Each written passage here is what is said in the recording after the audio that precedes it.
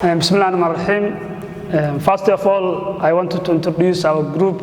We are group 3, and we are contained for 3 people. And the first person is me, Ahmed Hussein. The second person is Abdul Fattah, and the third person is Ilhan. And we are submitting assignments about project management, especially title of project for all. So, and the submission day and the deadline day is just 30 November, and that is the introduction of our group and also the assignments. So, we are going to proceed our assignments and share the main points of our project report that we are proceeding to the assignment. So let's start. I mentioned before the topic of our project is called Quality for All. That means it is a part of the 17 Sustainable Development Goals that UN set in the agenda that's about 2030. So, this topic is for the 4th Sustainable Development Goal that is called Quality Education. That is why we are taking this project very serious. According to Somalia, when it comes to quality education, it's very important. And as mentioned before, the importance of this topic is mainly focused topics on 2 parts. The first one is to enhance the quality education of Somali, especially young children, those who are graduating from primary to these secondary schools.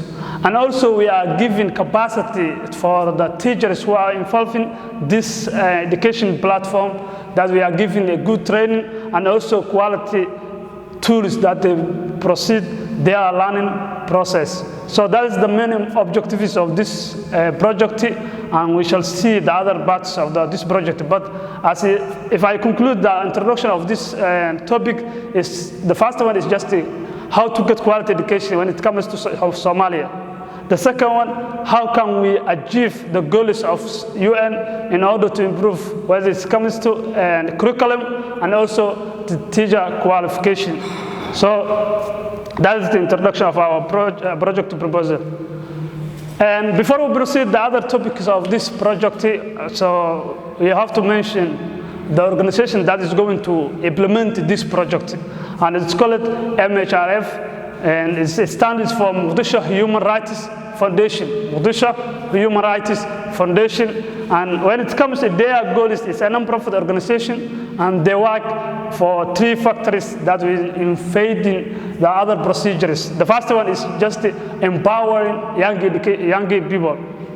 When it comes to empowering, we are not talking about advocating their principal rights, but we are proceeding. The main event is that becomes education and soft skills, and also encouraging that they become the next future leaders.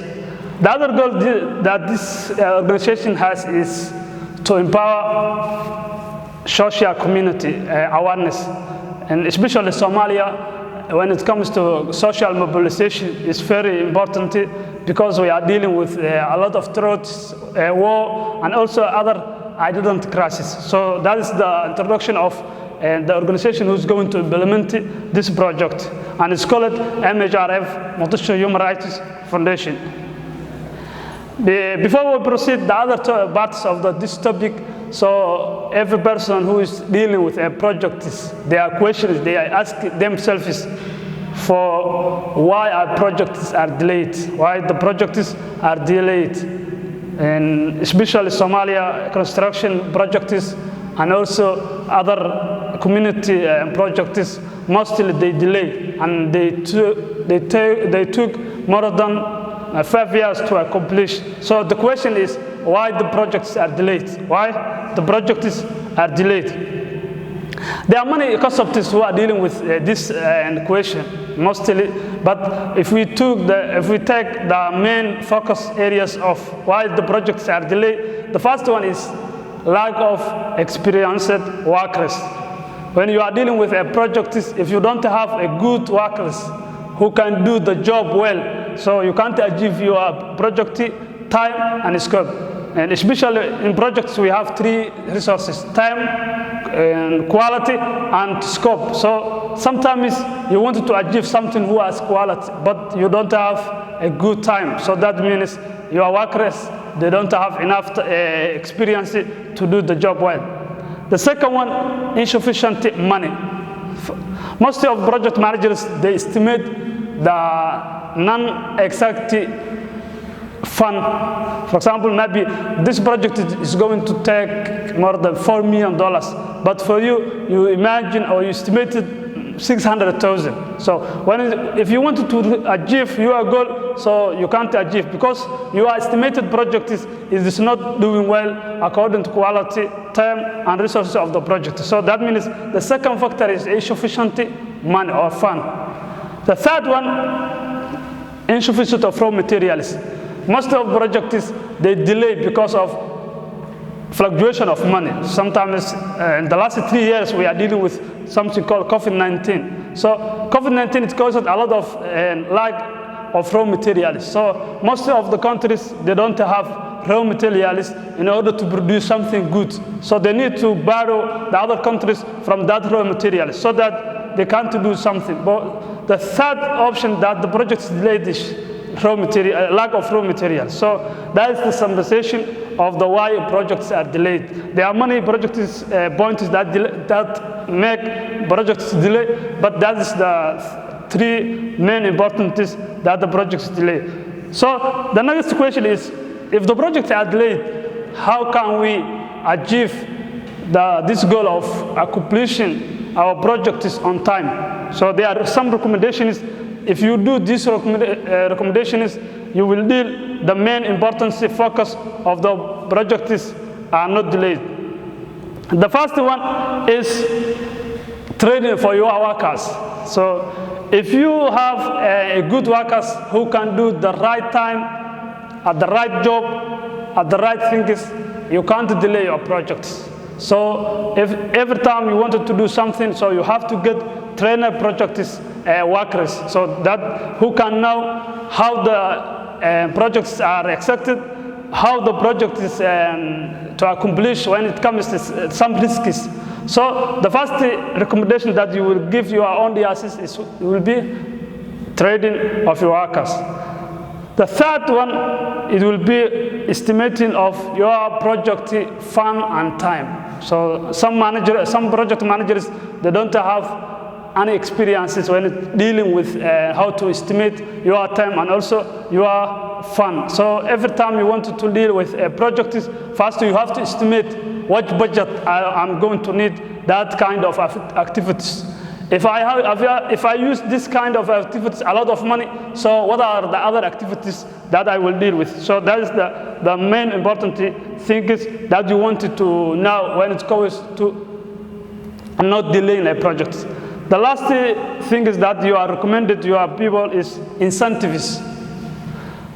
Sometimes you are using contractors, maybe suppliers who wanted to deal some of the raw materials and also other suppliers that you want. So if you motivate those people good things, they will do good things for you. So every time you want to do something or to achieve something, you have to pay. So if you pay something, you will get something. So that is three recommendations. And Mogadishu Human Rights Foundation is they are doing a good things for the people for the last 5 years. So and this project, Quality Education for All, the beneficiaries of this project will be the community of Balad, and especially for those who are in education sectors like students and teachers, and also the other stakeholders like community managers and other related government agencies. The main goal of this project is to enhance the quality of the students in that special area, especially Balad, and also the professionalism of the teachers who are doing local learning centers, especially when it comes to training and also motivation to the other sectors or also to other students. And the other goal that this project will accomplish is improving the standard of curriculum of the country. For the last 10 years, Somalia are dealing with the different curriculums in the different governments. So this project will enhance it to do something well for the coming curriculums in Somalia. Project JATA, and as I mentioned before, the name of the project is Quality Education for All, and also if I clear this definition of quality education for all, this organization is doing something synonymous for the last 10 years. Every communities, they are doing something. So this project is involved to the Balad district, and the coming years we will do something good for other regions like Galmudug and also Puntland. So that's what we call quality education for all. Every person, every student in Somalia is supposed to get a good education who can succeed the life of the other people and also himself. Assumptions of this project is it can be something bad or something good, but we are imagining this project will help the other communities successful. And if we talk about the time duration of this project, will be 6 months from November to January 2023. And also stakeholders of this project will be maybe we have 2 stakeholders, external stakeholders and internal stakeholders. Internal stakeholders could be our staff and also other project sponsor managers. If we talk about external stakeholders, it's just the community people, sponsors, and other government agencies will be stakeholders of this project. And as we mentioned before, every project has a risk. Even our lives, we don't know what will happen tomorrow or right now. But if we imagine this risks that related to this project will be maybe security. So if you wanted to go to move from Mogadishu to Balad, maybe you will meet some gangs, maybe some thieves, and you lose your all resources that you are going to deal with this information. But we are imagining that this project will be successfully in the coming years, and also we will have a good time. That is my part of this presentation, and I'm going to welcome my colleague Abdulfatah, and he will proceed the other parts of the project. Thank you for your time, thank you for listening, and we shall see you soon. Assalamu alaikum wa rahmatullahi wa barakatuh. I am a student at Open University Malaysia, facilitated by CIMAT University. We thank our facilitator, Master Muhammad Hassan Gele, and so the Dean of the Postgraduate CIMAT, Dr. Yonis Ali Ahmed. We are Group 3. We presentation about quality education. So from my party, project cost estimation technique and preparation overall project costing. Project costing, the technique we use project costing is a different, such as time, the scale, and the costing. According to our Lord Trust Stephen M. 2001, cost estimation a particular cost estimation in which estimate you can your duration, the cost of particular activity, a project. The analog estimation or analog technique uses information from similar projects to establish cost estimate based on data available, historical data, and other variables. So, parametric estimate uses statistics that estimated that the data vary that. According to our learner, Trusted Stephen, there are 4 ways in which you can estimate your duration, cost, particular activity, or a project. The analog estimate technique uses information from similar projects to establish a cost estimate based on data available. Parametric estimating uses statistical relationship between historical data and other variables, e.g. square footage in construction, to calculate and estimate for activity parameters such as cost, budget, and duration. There are 3 points estimating. The 3 meeting estimating is compiling all this information.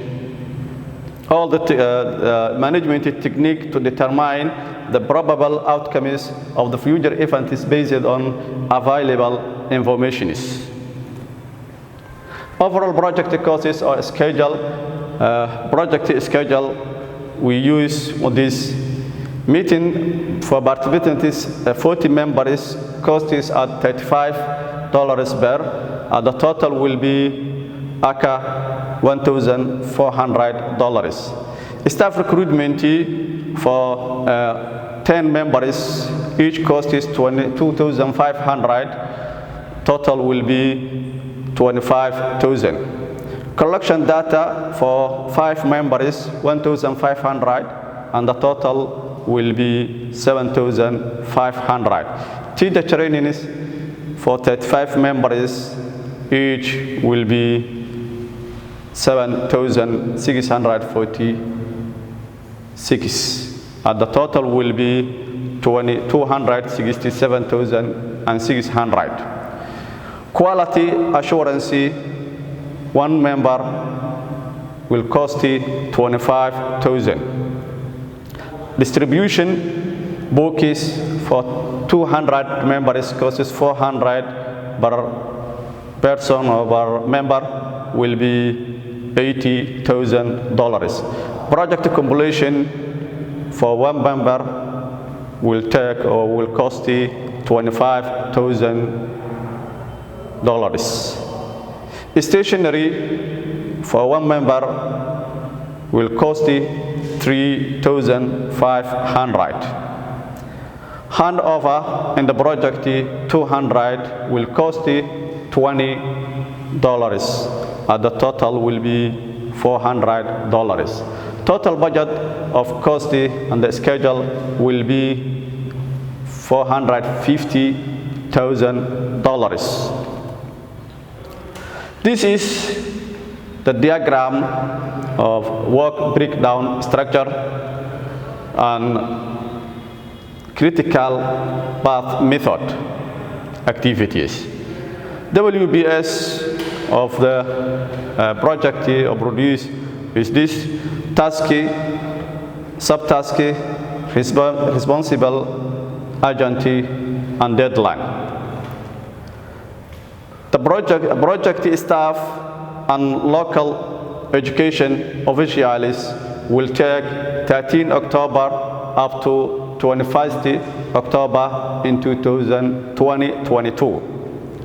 Therefore, HR staffing will occur 21 October up to 31st October in 2022. Project staff will occur 25 October 2022. Project staff researcher labor will occur 1st November 2022. Project staff researcher labor will occur 5 November 2022.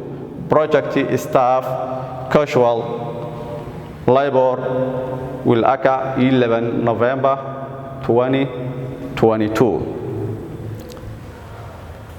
So, project staff casual or seminar planning will occur 28 November 2022. Project staff casual still for seminar and organizing will occur 8 December 2022. Still we are in seminar planning or implementation is project staff casual or seminar implementation 15 December 2022. Observing and assessing expertise education officials will occur 26 December 2022. Distribution books of project staff will occur 1st January 2023. Developing lessons learned during project staff is 10 January 2023. The last project completion or project staff completion will occur 15 January 2023. CBM is a critical path method table will be this. Task processor development partnership among schools in Balad, local community, task processes and task duration. Task processes, it has no processor, but the duration will be 8 days. Staff selection and staff training, task process A, duration task will be 4 days. Conduct a case study about the training processor A, duration days 16 days. Training for school teachers processor C, duration will be 17 days. Developing seminars for schools managers processors CD and duration will be 28 days.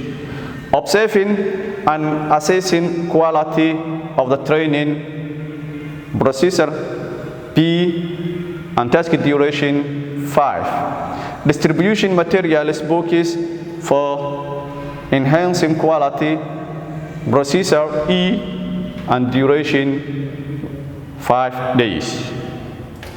Developing lessons learned project implementation processor G, task duration will be 10 days. At the last,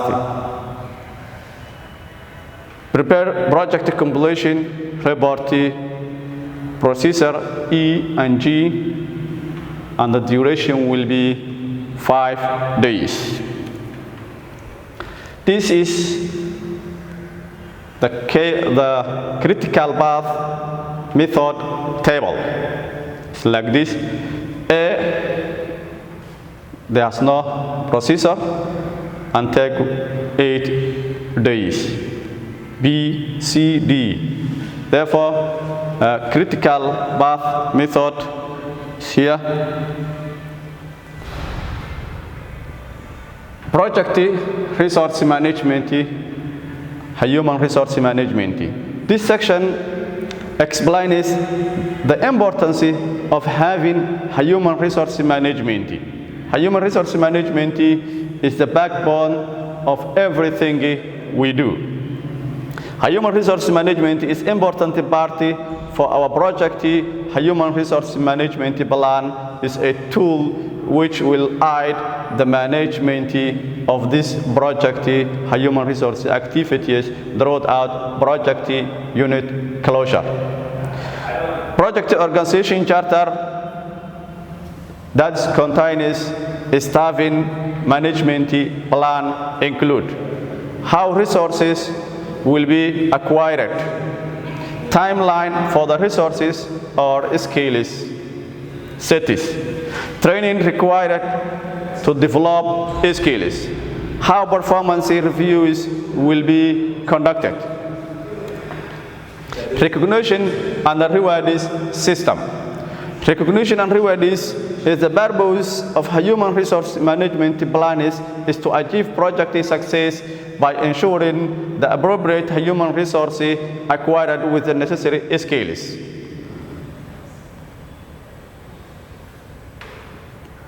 Team building strategies clearly defines the team activities are effectively managed. Roles and responsibilities of team members and stakeholders must be clearly defined. Any project depending on the group or department and actors. the interests different function managers. Addition, team members may have varying degrees of authority and responsibilities when listing roles and responsibilities. The following should be included. Role description: the potential of project which the member is accountable authority. The level which the member may make decision making apply.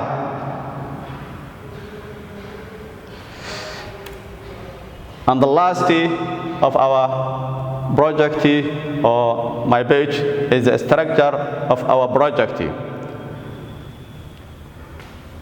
Project director, project manager Ahmed Dahir, project coordinator Abdul Fattah Fanahya, Ilhan Saeed, project coordinator, and others are responsible for the three persons. Abdi, Muhammad, Rahma, Warsame are the members or team leaders of the group, and the lower is the lower staff is for the. Bismillah. First, Assalamu alaikum wa rahmatullahi ta'ala wa barakatuh. My name is Ilham Saeed Abdullah, one of the students in Open University of Malaysia, program MBM or Master of Project Management. So we are still in our presentation. So the role and the responsibility. So the role and the responsibility for our project is to create or to become quality educational, more successful and more effective. So all member team must clear and understand the role and the responsibility for the project to become more effective. So we are dividing for two positions. Position one is project manager. Project manager, which including for financial and the training for the employees and so on. So all project managers must be responsible for the project process and the status for the project, and with communication with the project plan and the evaluation with the project performance. So that is for project managers. And section 2 is our position 2 is project coordination. The project coordination is which has including for scheduling what the project needs and budgeting and the issues, what the anything is for the issues and what the risks that become for the managers. So the project coordination must be sure and responsible for if the work if the work become well and become good. So and also the responsibility for the monitoring and the most clear project and the evaluation for each other. And also for becoming more scheduling and more effective and more efficiency. So this section we talking for association for the project manager is also definition. The definition is for association project management is a British professional organization and program for the management which founded in 1972 in the United Kingdom. And also we are taking for project stakeholders. Who is the project stakeholders? The project stakeholders are those who interested in the project may be for negative or positive with the effects as the result for the project, including for accounting, government positions and the employers and so on. So actually our project including for team members or staff team members. And also we are defining for definition for our stakeholders. The stakeholders for each project will be very depending on for each other. So internal stakeholders are those are individuals or organizations that relating for the project like investing, selling, manufacturing, procurement, marketing, and so on. So we are still in definition. The project team definition. The project team definition is our group who working together to become a project more effective and more efficiency. And also the project manager. The project managers are those who monitoring, planning, controlling the project to become more effective, what the project needs and what the all people of the project need. So we are in analyzing for our stakeholders. Our stakeholders, if have ability to control the key of the decisions and the monitoring, implementing for the project tasks, the project become more ability and more successfully. So if the stakeholders have no ability, the project maybe become fail. So including for economy, social or political positions. So we are in finally our project summary, and our aim of this project is to increase the number of the quality educational for this project, especially in Somalia and Balad district. And our project costs or the budget costs is $450,000.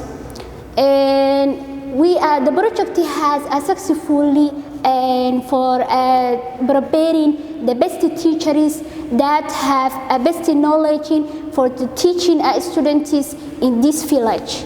So the duration for this project is starting for November 2002 up to 15 January 2023. So there is no effective issues that becoming for extra time or extra cost. Finally, project was carrying out for the become the best defining for the plan and becoming more implementing for the effective and the efficiency. There is no mistakes. There is no effect that become or delaying the project. The project have best and have the best. However, have the best way for the effective and the efficiency. That is the end of our project.